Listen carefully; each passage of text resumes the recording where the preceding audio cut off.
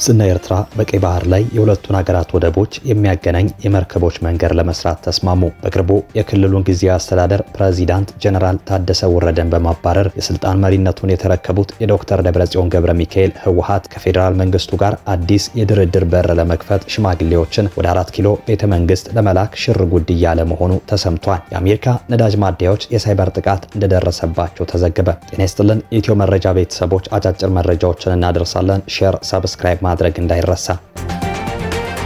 ግብጽና ኤርትራ በቀይ ባህር ላይ የሁለቱን ሀገራት ወደቦች የሚያገናኝ የመርከቦች መንገድ ለመስራት ተስማሙ። ግብጽ በዛሬው ዕለት ከኤርትራ ጋር የተለያዩ ስምምነቶችን ተፈራርማለች። ከነዚህ ስምምነቶች መካከል በቀይ ባህር ላይ የሁለቱን ሀገራት ወደቦች የሚያገናኝ የመርከቦች መንገድ መስራት አንዱ ሲሆን በተጨማሪም ግብጽ በባቡር በወደብና በማሪታይም ላይ ለኤርትራ ልምዷን ለማካፈል የሚያስችል ስምምነትን ፈጽሟል። ይህ እንዳለ ሆኖ በተለይ በማዕድን፣ በትራንስፖርት፣ በመድኃኒትና በአሳ ምርቶች ላይ የሁለቱን ሀገራት የኢኮኖሚና ንግድ ትብብር ለማሳደግ የሚያስችል ስምምነት ላይም ደርሷል። እነዚህ ስምምነቶች ሊፈጸሙ የቻሉት ከፍተኛ የግብጽ ባለስልጣናት ወደ አስመራ መጓዛቸውን ተከትሎ ነው። ወደዚያው የተጓዙት የግብጽ የውጭ ጉዳይ ሚኒስትሩ በድር አልአቲን፣ የትራንስፖርት ሚኒስትሩ ሌተናል ጀነራል ካሚል አልዋዝሪ ሲሆኑ ከፕሬዝዳንት ኢሳያስ አፈወርቂ ጋር ተገናኝተው መክረዋል።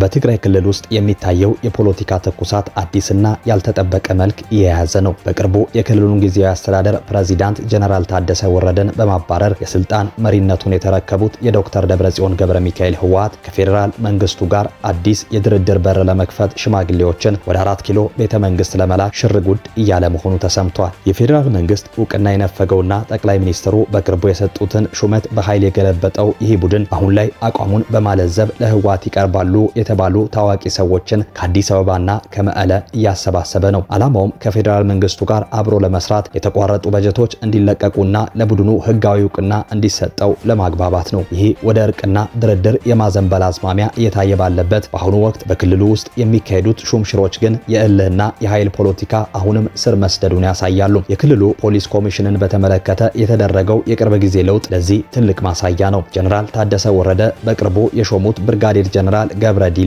አሁን በዶክተር ደብረጽዮን ቡድን አማካኝነት በአቶ ይህደጎ ስዩም ተተክተዋል። ይህ ሹምሽር በብዙዎች ዘንድ የአንዱን ወንጀለኛ በሌላኛው ወንጀለኛ የመተካት ያህል ተደርጎ የተወሰደና የቡድኖቹን የእልህ መወጣጫ እንጂ የክልሉን የጸጥታ መዋቅር ለማሻሻል የተደረገ እንዳልሆነ በስፋት የተተቸ ይገኛል። ከዚህ በተጨማሪ ክልሉ ወደ ባሰ የጸጥታና የፖለቲካ ውጥረት ሊያመራ እንደሚችል የሚያሳዩ ምልክቶች አሉ። ዶክተር ደብረጽዮን በክልሉ ውስጥ የአስቸኳይ ጊዜ አዋጅ ሊያውጁ እንደሚችሉ የሚጠቁሙ መረጃዎችም እየወጡ ነው። ይህ ስጋት ይበልጥ ያየለው የህወሓት ታጣቂዎች ቲዲኤፍ ቃል አቀባይ ገብረ ጻዲቃን በሰጡት ጠንካራና ዛቻ አዘል መግለጫ ነው። ቃል አቀባዩ መንግስት ጥያቄዎቻችንን በልብ ማስተዋል ቢመልስ ይሻለዋል፣ መሬታችሁን እና ተፈናቃዮችን አንመልስም የሚል ከሆነ ግን ራሳችንን ለመከላከል እንገደዳለን በማለት አስጠንቅቀው አሁን ሊፈጠር የሚችለው ግጭት እንደ 2013ቱ ጦርነት ቀላል እንደማይሆንና ውጤቱም የተለየ እንደሚሆን ዝተዋል። እነዚህ ክስተቶች የትግራይን የፖለቲካ ጣፈንታ እጅግ ውስብስብና አሳሳቢ ደረጃ ላይ አድርሰውታል። በአንድ በኩል ከፌዴራል መንግስቱ ጋር ለመታረቅና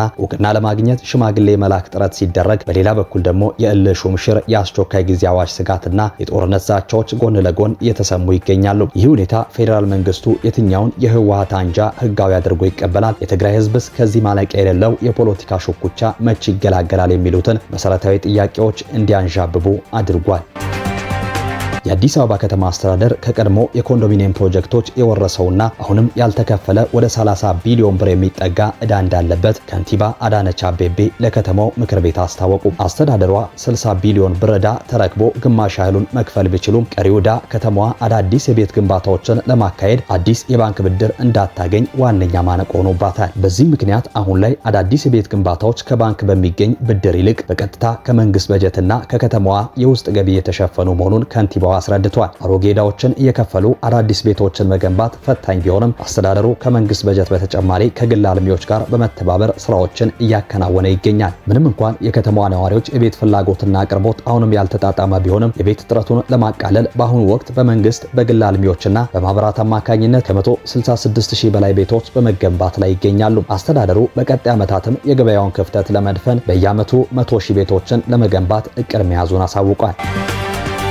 በቅርቡ ለሚካሄደው 7ኛው ሀገራዊ ምርጫ ከ2 ሳምንት ያነሰ ጊዜ በቀረበት በአሁኑ ወቅት የኢትዮጵያ ብሔራዊ ምርጫ ቦርድ ሂደቱን ለማስፈጸም የሚያስችል ተጨማሪ 10 ቢሊዮን ብር በጀት ጠየቀ። ይህ ተጨማሪ በጀት በፓርላማ ከጸደቀ የቦርዱን የዘንድሮ አጠቃላይ በጀት ከ20 ቢሊዮን ብር በላይ ያደርጓል። የቦርዱ ሰብሳቢ መላቱ ወርቅ ኃይሉ ለፓርላማው የፕላን በጀት እና ፋይናንስ ቋሚ ኮሚቴ እንዳስረዱት ተጨማሪ በጀቱ ያስፈለገው በጸጥታ ችግር ወይም በውጤት አለመግባባት ምክንያት ሁለተኛ ዙር ምርጫ ሊካሄድ ስለሚችል እንዲሁም የነዳጅና መጋዘን ኪራይ ጭማሪዎችንና የድረ ምርጫ ወጪዎችን ለመሸፈን ነው። ለዘንድሮ ምርጫ ከ50 ሚሊዮን በላይ መራጮች ግማሽ ያህሉ በኦሮሚያ ክልል የተመዘገቡ ሲሆን 47 የፖለቲካ ፓርቲዎችና ከ195 ሺህ በላይ የምርጫ አስፈጻሚዎች ይሳተፋሉ። ይሁን እንጂ አንዳንድ የፖለቲካ ፓርቲዎች ቦርዱ የምርጫ ድጋፍ በጀትን ለእጩዎች በወቅቱ እያቀረበ አይደለም ሲሉ ቅሬታቸውን አሰምተዋል። በተያያዘ ዜና የኢትዮጵያ ሰብአዊ መብቶች ኮሚሽን ኢሰመኮ ለቀጣዩ በጀት ዓመት ከ1.1 ቢሊዮን ብር በላይ ወይም የ290 በመቶ ጭማሪ የጠየቀ ሲሆን ዋና ኮሚሽነር ብርሃኑ አዴሎ የፌዴራል